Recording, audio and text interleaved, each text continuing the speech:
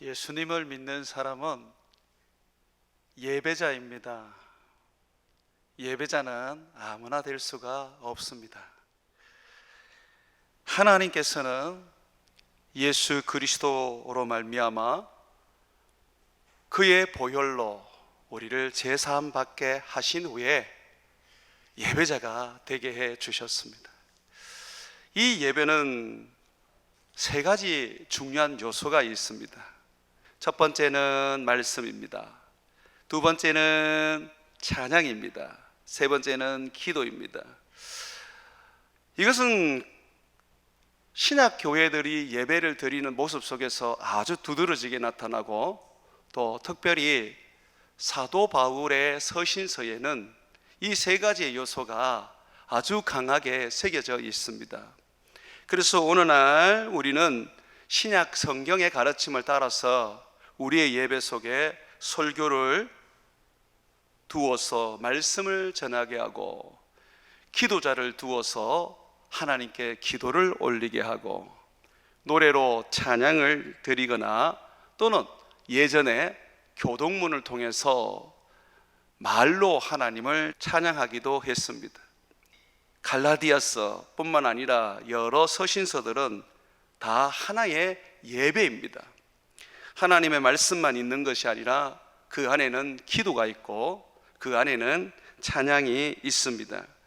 2절과 3절을 한번 보십시오. 거기 보면 기도가 나오죠. 함께 있는 모든 형제와, 바울은 지금 혼자 있지 않습니다. 함께 선교하는 팀이 있습니다.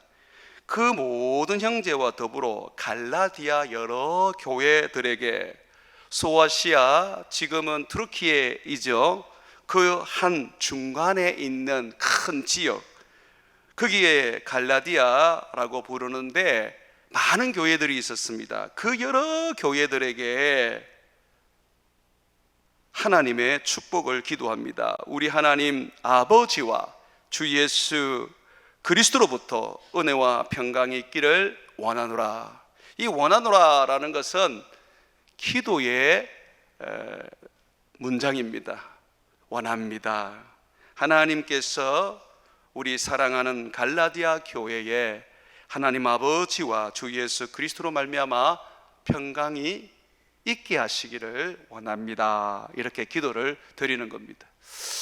이 바울의 이 기도는 모든 서신서에 다 있습니다. 먼저 문안인설을 한 후에 곧바로 축복 기도를 합니다. 은혜와 평강이 있기를 축복합니다 하면서 이 기도를 드립니다. 왜 편지를 보내면서, 편지를 통하여 설교를 하면서 바울은 축복 기도를 할까요? 예수를 믿는 사람들에게 주어진 특권, 권세이기 때문입니다. 우리가 축복하면 축복대로 되기 때문이죠. 자, 이 축복 기도와 함께 또 하나 우리들의 권세가 나오는데 찬송입니다. 찬양입니다. 4절, 5절 한번 보십시오. 그리스도께서 하나님 곧 우리 아버지의 뜻을 따라 이 악한 세대에서 우리를 건지시려고 우리 죄를 대속하기 위하여 자기 몸을 주셨으니 영광이 그에게 세세토록 있을지어다. 있을지어다라는 이 번역도 좋은 번역은 아닙니다. 있기를 간절히 원합니다 라고 하면 더 좋은 번역이 됩니다. 여기 보면 영광이 그에게 세세토록 있을지어다 라고 말하죠. 바로 이것이 찬송입니다. 영광을 돌려드리는 거, 감사를 올려드리는 거, 하나님 앞에 찬송을 드리는 거, 이것을 종합적으로 말해서 찬송을 드린다라고 말합니다. 자, 이 찬송을 드리는 걸 보면요, 우리는 조금 고정관념이 있어요. 찬송은 노래다라는 이런 고정관념이 있는데 바울은 그렇게 가르치지 않습니다. 말로 찬송을 드리고, 대화 속에서 찬송을 드리고, 또는 글에서 찬송을 기록해서 하나님께 올려드립니다. 바울은 설교를 시작하면서 이 편지를 통하여 문안 인사를 한 후에 축복 기도를 이어서 바로 하고, 그리고 하나님을 찬송하는 찬양을 먼저 합니다. 왜 이렇게 할까요? 이것은 제자들에게 주신 특권인데, 이 축복 기도를 함으로써 정말 하나님은 갈라디아 서신을 읽는 사람들에게 바울이 원하는 대로 축복해 주시고, 또 찬송을 하면서 그 찬양 가운데에 하나님이 성령을 부어서 그 찬양을 받고 그 편지를 읽는 사람들에게 성령으로 충만케 해 주시는 것입니다.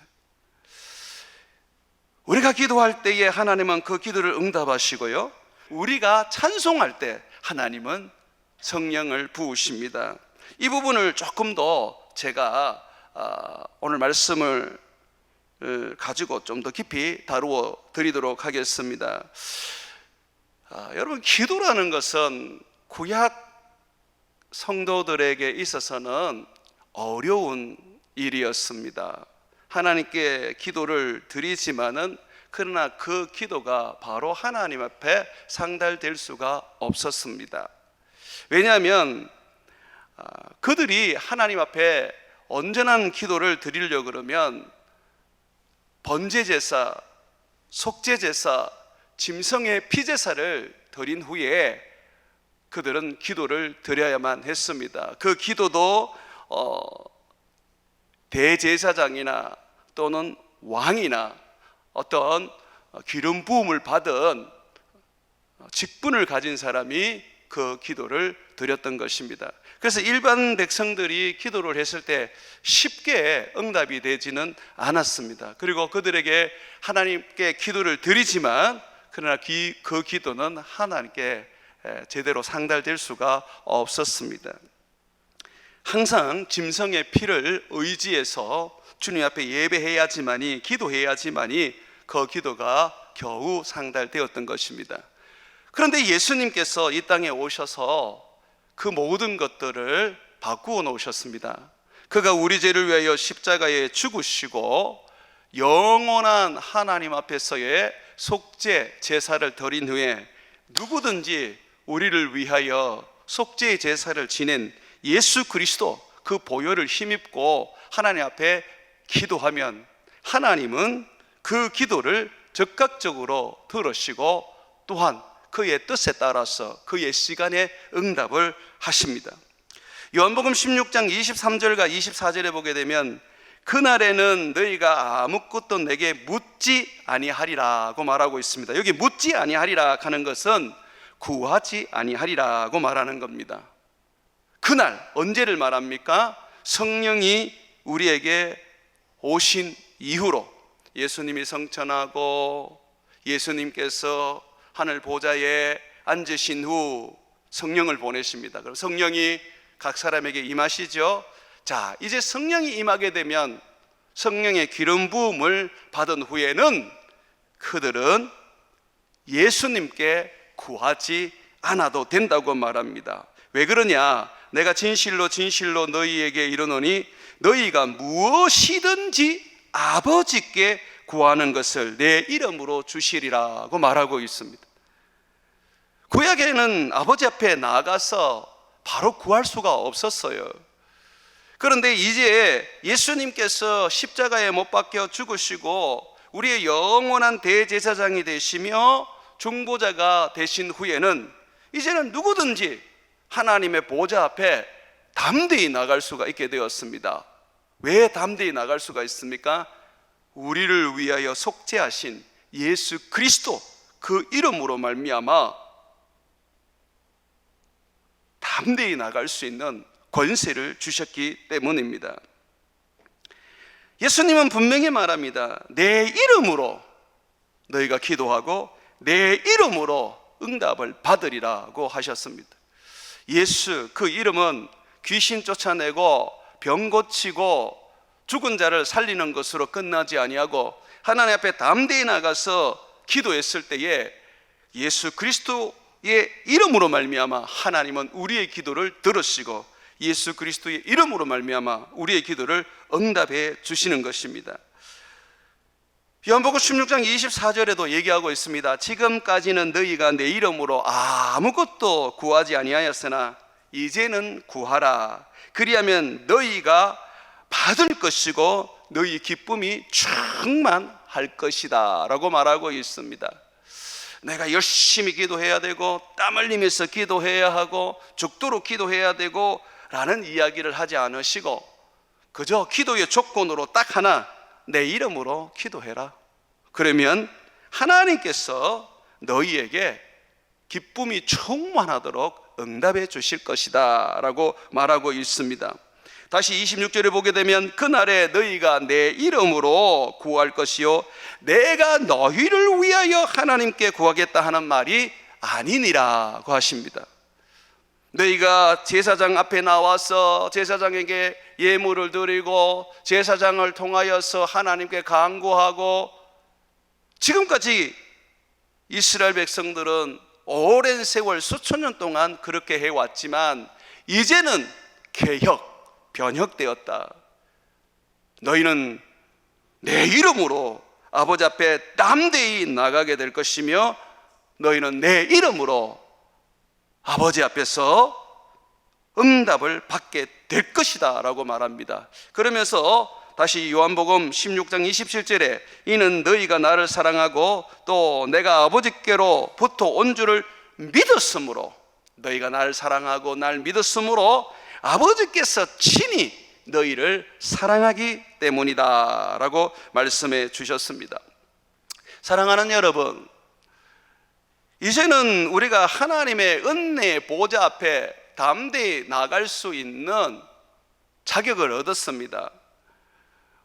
우리가 입고 있는 옷은 예수 그리스도의 보혈로 말미암아 만들어진 그리스도의 옷이기 때문에 그의 이름으로 하나님 앞에 나아갈 때 우리는 그의 보좌 앞에 담대히 나갈 수 있습니다. 죄가 있어도 그 죄가 보혈을 이기지 못합니다. 보혈이 그 죄를 도리어 씻어버리고 정결하게 하는 것입니다. 한나가 아들이 없을 때 정말 눈물로 기도했잖아요. 그런데 응답을 받지 못했어요. 어떻게 사무엘을 나중에 가지게 되었습니까? 불의한 제사장이지만 하나님이 세운 이 직분자 제사장, 그의 축복으로 아기를 가지게 되었습니다. 사무엘만 그랬나요? 아니죠. 그 사무엘을 엘리 제사장에게 가지고 와서 하나님께 나시린으로 드리고 그 서원한 대로 하나님께 그 약속을 지켰을 때 이 엘리 제사장이 더 많은 자녀를 달라고 축복했지 않습니까? 그런데 어떻게 됐습니까? 그대로 돼버린 거죠. 여러분, 그걸 보시면 야, 봐라, 이 제사장이 굉장한 능력이 있구나 라고 여러분들께서 생각하실 수 있을 겁니다. 그러나 제사장이 능력이 있는 게 아니에요. 그 사람은 불의한 사람이고 그 자녀들은 저주받아서 다 죽어버리고 나중에 그 사람도 의자에서 자빠져서 목이 부러져서 죽었습니다. 그런데 왜 그 사람에게 그런 축복이 강구되었을 때 그대로 이루어집니까? 하나님이 그를 세웠다는 것입니다. 그게 전부입니다. 목사가 가장 두려워하는 게 바로 그겁니다. 나를 통해서 하나님이 은혜를 주시고 축복을 주시고 구원은 주시는데 정작 내가 그냥 엘리처럼 서임을 받고 버림받을 수 있다는 것입니다. 사도 바울은 이것이 너무 두려웠습니다. 그래서 그는 고린도 교회에 이렇게 말했죠. 내가 버림을 받지 않기 위하여 날마다 내 자신을 쳐서 나는 하나님의 말씀에 복종하는 삶을 산다라고 말했습니다. 자, 여러분, 구약에는 기름 부음을 받은, 성령의 기름 부음을 받은 제사장을 통하여 기도가 드려져야 되고, 솔로몬 왕, 그가 온 이스라엘 백성들을 위하여 성전을 짓고 난 다음에 그가 기도했던 것처럼 하나님의 기름 부음 받은 사람을 통하여 기도가 드려지고 그것이 응답이 되었습니다. 그러나 이제는 그럴 필요가 없습니다. 목사인 제가 여러분들에게 어떻게 할 필요가 없습니다. 왜냐하면 여러분 모두가 왕 같은 제사장이고 여러분 모두가 성령의 기름 부음을 받았기 때문에 여러분들은 예수 이름을 의지하기만 하면 예수 그리스도로 말미암아 담대하게 하나님께 나가서 기도할 수 있고 하나님은 그 기도에 반드시 귀를 기울이시고 들으십니다. 그리고 그의 시간과 그의 때에 맞추어서 응답해 주십니다. 정말 이 기도의 응답이 달라졌죠. 기도 드리는 또 권세도 완전히 달라졌죠. 예수님 때문에 우리의 기도는 하나님께 바로 나아가서 은혜의 보좌 앞에 바로 나아가서 기도 드릴 수 있는 자리가 되어버린 것입니다. 그러니 얼마나 큰 영광이겠습니까? 사랑하는 여러분, 만약에 우리가 우리 힘으로 기도하고 우리 이름으로 기도하고 내 공로로 기도한다면 우리는 구약 백성들처럼 쉽게 응답을 받지 못할 것입니다. 주님은 여러분의 공로나 여러분들의 어떤 열심이나 여러분의 헌신으로 기도하는 걸 원치 않습니다. 물론 그것을 주님께서 아시기 때문에 때로는 여러분들이 하나님 앞에 그것을 말씀드릴 때 주님은 거기에 대한 상응하는 상급을 주십니다. 하지만 우리 예수님은 너희가 하나님께 나올 때는 나를 힘입어서 하나님께 나가야 한다. 그렇지 않고는 결코 하나님께 갈 수도 없다라고 말씀하셨습니다. 요한복음 14장 6절에 보게 되면 예수께서 이르시되 내가 곧 길이요 진리요 생명이니 나로 말미암지 않고는 아버지께로 올 자가 없느니라고 말씀하셨습니다. 없느니라고 말하고 있어요. 여러분, 천주교에 보게 되면 기도할 때에 성부와 성자와 성령의 이름으로 기도한다 그러죠. 그게 얼마나 잘못된 기도인 줄 아세요? 주님은 우리에게 기도를 가르칠 때 내 이름으로 기도하라고 가르치셨거든요. 그런데 이 천주교는 거기에다가 아버지와 성령까지 더해 놓았습니다. 그런데 아버지는 기도를 받으시는 분이신데 아버지의 이름으로 기도한다는 게 굉장히 모순적이고 종교적이라는 것을 우리가 간파할 수 있지 않습니까? 우리의 기도는 그런 의식적이고 잘못된 인간에 의한 기도가 되어서는 안 됩니다. 반드시 예수 이름으로 기도해야 합니다. 그럴 때에 우리의 기도는 하나님 보호자 앞에서 아뢰지게 되고 우리 주님은 반드시 그 기도를 들으시고 그의 때에 그의 시간에 응답을 하시는 것입니다.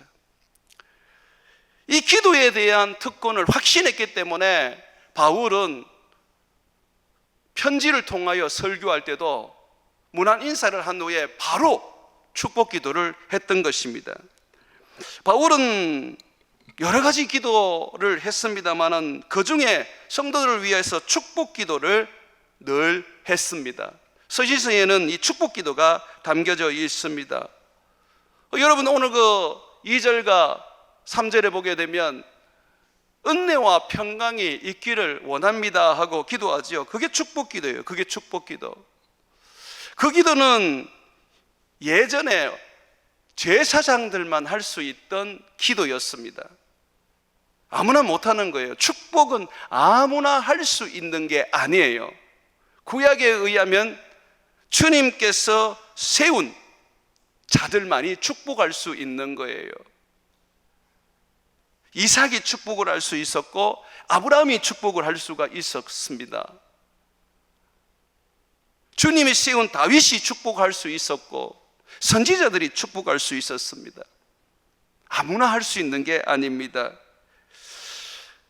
주님은 이스라엘 백성들이 하나님 앞에 나와서 제사를 드린 후에 다 축복받고 돌아가기를 원하셨습니다. 그래서 주님은 모세를 통해서 아론에게 너와 너희의 자손들은 이스라엘 백성들에게 축복하라고 가르치셨습니다. 민수기 6장 22절과 27절 말씀입니다. 여호와께서 모세에게 말씀하여 이르시되 아론과 그의 아들들에게 말하여 이르기를 너희는 이스라엘 자손을 위하여 이렇게 축복하여 이르되 여호와는 내게 복을 주시고 너를 지키시기를 원하며 여호와는 그의 얼굴을 너에게 비추어 은혜 베푸시기를 원하며 여호와는 그 얼굴을 내게로 향하여 드사 평강 주시기를 원하노라 할지니라 하라.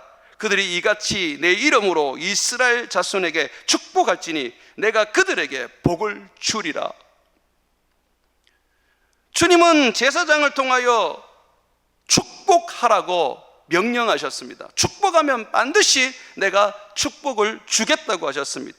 여기에 보면 복 주시고 지키시고 은혜 베푸시고 평강을 주옵소서, 이 네 가지 복입니다. 축복입니다. 바울은 이 네 가지 중에서 특별히 은혜와 평강을 하나님께 축복으로 기도드렸습니다. 왜 그럴까요? 이 은혜의 시대이기 때문입니다. 예수 그리스도로 말미암아 우리에게 은혜와 진리가 부어지기 때문입니다. 구약의 은혜는 주님이 얼굴을 비추어서 베푼 은혜라면, 신약의 은혜는 직접 하나님이 우리 속으로 들어오셔서 예수 그리스도의 이름으로 오신 성령으로 말미암아 주시는 은혜입니다. 그 은혜의 그 차원이 틀리는 겁니다. 주님이 주시는 그 큰 은혜가 나로 하여금 세상을 이기게 만들고 사단을 이기게 만들고 모든 좌절과 또는 모든 어려움을 극복하게 만듭니다. 또한 주님이 주시는 평강, 그 평강은 성령으로 말미암아 주어집니다. 성령은 은혜의 하나님일 뿐만 아니라 평강의 하나님입니다. 성령이 부어지면 우리가 평강해질 수밖에 없습니다. 우리 주님께서 우리에게 은혜를 부으실 뿐만 아니라 평안을 주신다고 하셨지 않습니까? 성령으로 말미암아 주어집니다. 이 평안이 있어야지 모든 환난과 핍박과 가난을 이길 수 있습니다. 핍박을 받을 때에 그 핍박을 견딜 수 있는 힘, 내 마음의 평안입니다. 배고픔 속에서, 굶주림 속에서 살아가지만 여전히 이길 수 있는 힘, 그 평안이거죠. 그래서 바울은 교회들마다 설교를 할 때 축복을 가장 먼저 하나님께 구하면서 교인들이 축복받기를 원했는데, 그 축복이 바로 은혜와 평강이라는 겁니다. 성령이라는 겁니다. 성령의 충만함을 받아서 은혜가 넘치고 평화가 넘치기를 원했던 겁니다. 이 은혜가 넘치고 평화가 넘치면 어떤 어려움이 와도, 어떤 질병이 생겨도, 어떤 문제가 일어나도 그것을 지혜롭게 극복하고 이겨내고 마침내 승리할 수 있기 때문입니다. 주님은 여러분들이 늘 고난받고 늘 핍박받고 늘 가난하게 사는 걸 원치 않습니다.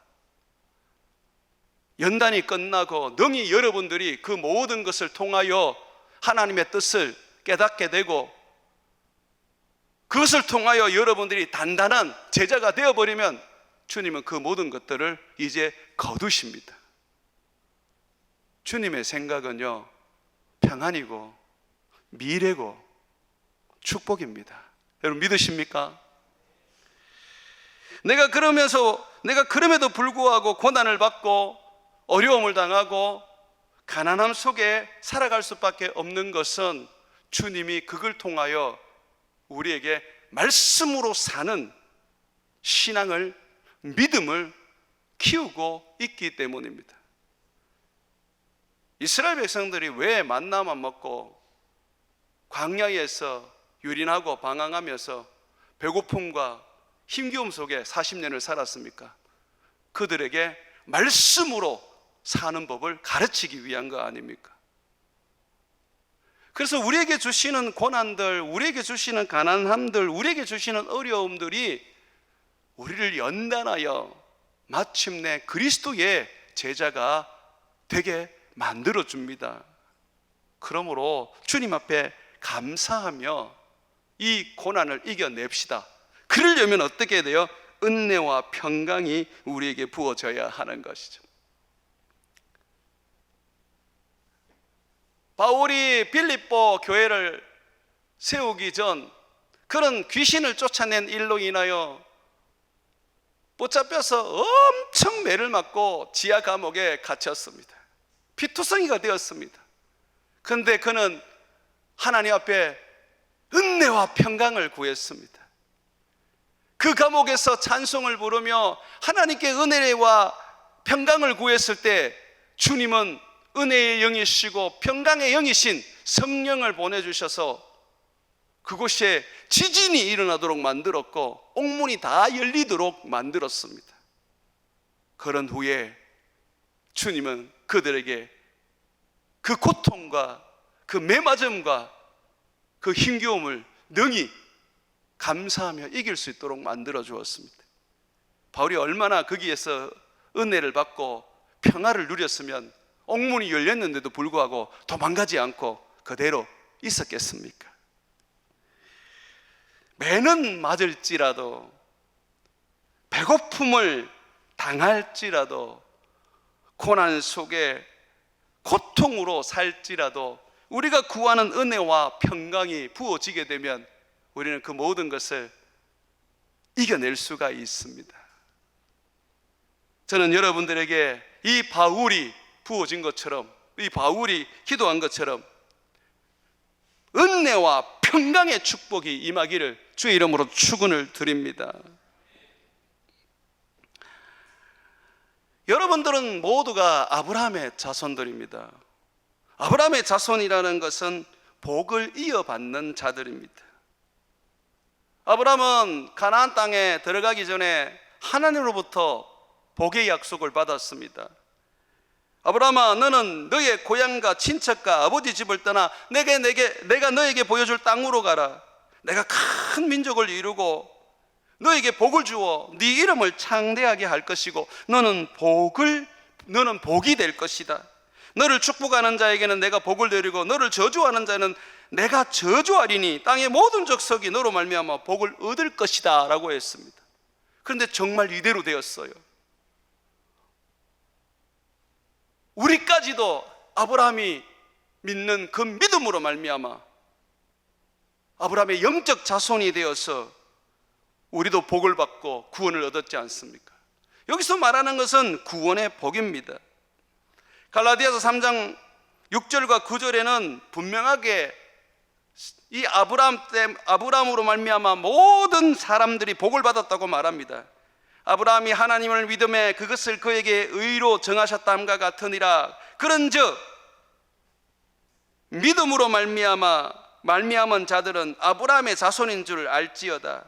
또 하나님이 이방을 믿음으로 말미암아 의로 정하실 것을 성경이 미리 알고 먼저 아브라함에게 복음을 전하시되 모든 이방인이 너로 말미암아 복을 받으리라 하였느니라. 그러므로 믿음으로 말미암은 자는 믿음이 있는 아브라함과 같이 복을 받았느니라.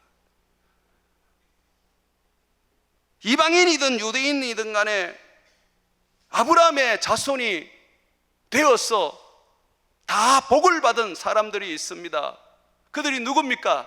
아브라함이 하나님을 믿는 것처럼 우리가 하나님을 믿는 것, 예수 그리스도를 믿는 삶을 사는 것, 이로 인하여 우리는 아브라함의 자손이 되었고 이로 말미암아 아브라함이 받았던 복을 이어받게 되었습니다. 여러분들은 다른 복은 못 받았을 수 있는데 가장 큰 복인 구원의 복은 받으셨습니다. 할렐루야! 이 구원의 복을 어디다가 견줄 수 있겠습니까? 그런데 이 구원의 복은 구원의 복으로만 끝나지 않는다는 것입니다. 로마서 8장에 그 아들과 함께 모든 것을 너희에게 선물로 주시겠다고 약속하고 있습니다. 아들을 주셨는데 하물며 하나님이 그 아들과 함께 모든 것을 주시지 않겠습니까? 그래서 우리에게 뭐라고 가르칩니까? 너희는 복을 빌어라. 너희가 복이다. 그러면 그 복이 이어질 것이다. 주님은 우리가 계속해서 사람들에게 복을 빌고 또 내 가족들에게 복을 빌고 내가 만나는 사람들에게 복을 빌므로써 그 복이 계속해서 이어지기를 원합니다. 구원을 얻기를 원하고 구원으로 말미암아 주시는 풍성한 복을 받기를 원합니다. 베드로전서 3장 8절과 9절 말씀을 보게 되면 마지막으로 말하노니 너희가 다 마음을 같이하여 동정하며 형제를 사랑하며 불쌍히 여기며 겸손하며 악을 악으로 욕을 욕으로 갚지 말고 도리어 복을 빌라 이를 위하여 너희가 부르심을 받았느니라고 하십니다. 그러면서 이는 복을 이어받게 하려 하심이라고 하십니다. 그러면서 우리에게 말하고 있습니다. 이 복을 빌고 이 복을 사람들에게 이어받게 하기 위해서는 너희는 혀를 금하여 악한 말을 그치고 입술로 거짓말을 말하지 말고 악에서 떠나 선을 행하고 화평을 구하며 그것을 따르라고 말하는 것입니다. 여러분의 축복이 되지 않는다면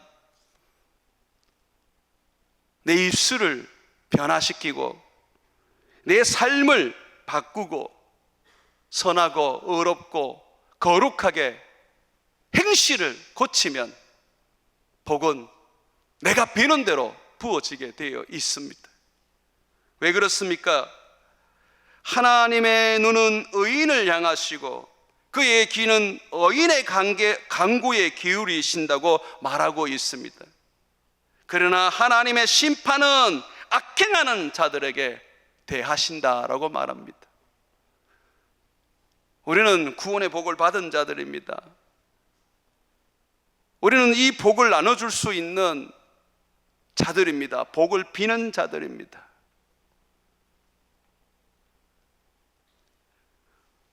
우리는 악을 악으로 갚지 않고 도리어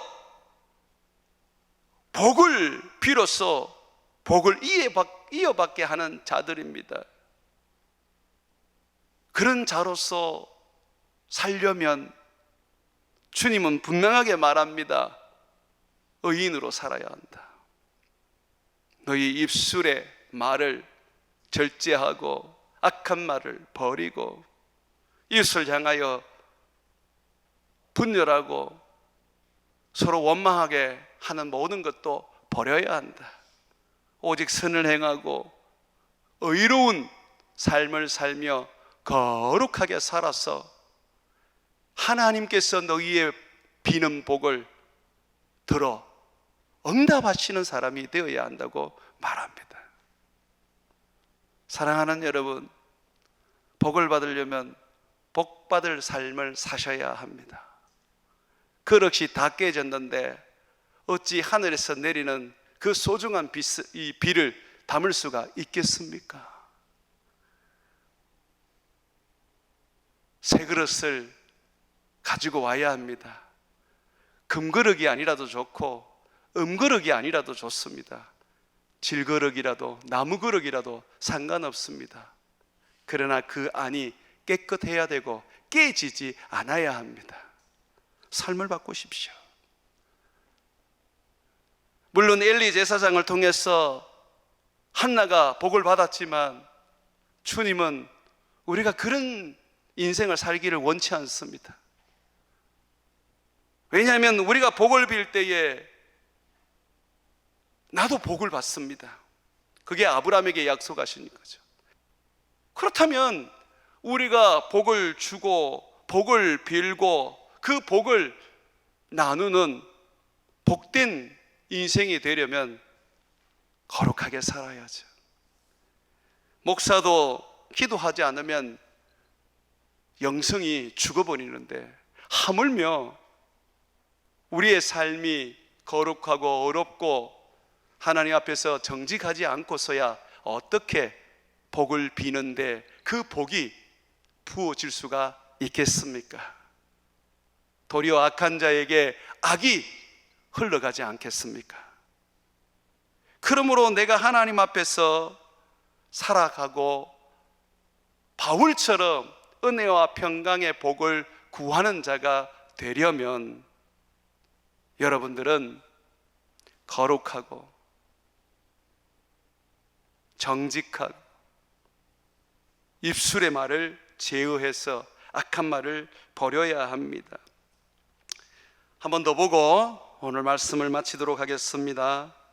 베드로전서 3장 8절에서 12절까지 한번 펴보십시오.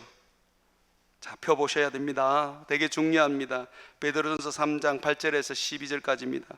마지막으로 말하노니 너희가 다 마음을 같이하여 동정하며 형제를 사랑하며 불쌍히 여기며 겸손하며 악을 악으로 욕을 욕으로 갚지 말고 도리어 복을 빌라. 이를 위하여 너희가 부르심을 받았으니 이는 복을 이어받게 하려 하심이라. 그러면서 주님께서 그렇다면 너희가 복을 비는 자, 너희가 복을 빌 때에 그 사람들이 복을 이어받고 너희도 넘치는 복을 받기 위해서는 10절입니다. 그러므로 생명을 사랑하고 좋은 날 보기를 원하는 자는 혀를 금하여 악한 말을 거치며 그 입술로 거짓을 말하지 말며 악에서 떠나 선을 행하고 화평을 구하며 그것을 따르라. 주의 눈은 의인을 향하시고 그의 귀는 의인의 간구에 귀 기울이시되 주의 얼굴은 악행하는 자들을 대하시느니라 하였느니라고 말하고 있습니다. 아브라함과 같이 복을 비는 자, 복을 이어주게 하는 자가 되기를 원한다면 의인의 삶을 사셔야 합니다. 그 삶을 살 때에 주님은 우리를 통하여 복을 부으십니다. 야고보가 그랬죠. 어떻게 한 샘물에서 단물이 나기도 하고 선물이 나겠느냐. 그와 같이 어떻게 너희 입술에서 아름다운 말과 더러운 말이 같이 나올 수가 있겠느냐. 그럴 수 없다는 것입니다. 여러분들이 복을 비는 자입니다. 여러분들이 기도하는 특권을 가진 기도자입니다. 주님은 그런 여러분들에게 요구하십니다. 너희 삶이 거룩해야 된다. 너희 삶이 정직하고 의로워야 된다. 그럴 때에 너희에게 넘치는 복을 하나님이 너희가 기도할 때에 부어 줄 것이다. 여러분들이 의롭게 살아서 정직하게 살고 그 입술을 제어하고 그 입술을 아름답게 해서 여러분들이 축복하는 자녀들이 큰 복을 받고 여러분이 축복하는 교인들이 큰 복을 받으며 여러분이 축복하는 선교지가 큰 복을 받고 여러분들이 열방을 향하여 축복하는 그 축복이 사람들에게 큰 복이 되기를 원합니다. 뿐만 아니라 축복하는 여러분에게도 넘치는 복을 주님이 부어주시기를 축원합니다.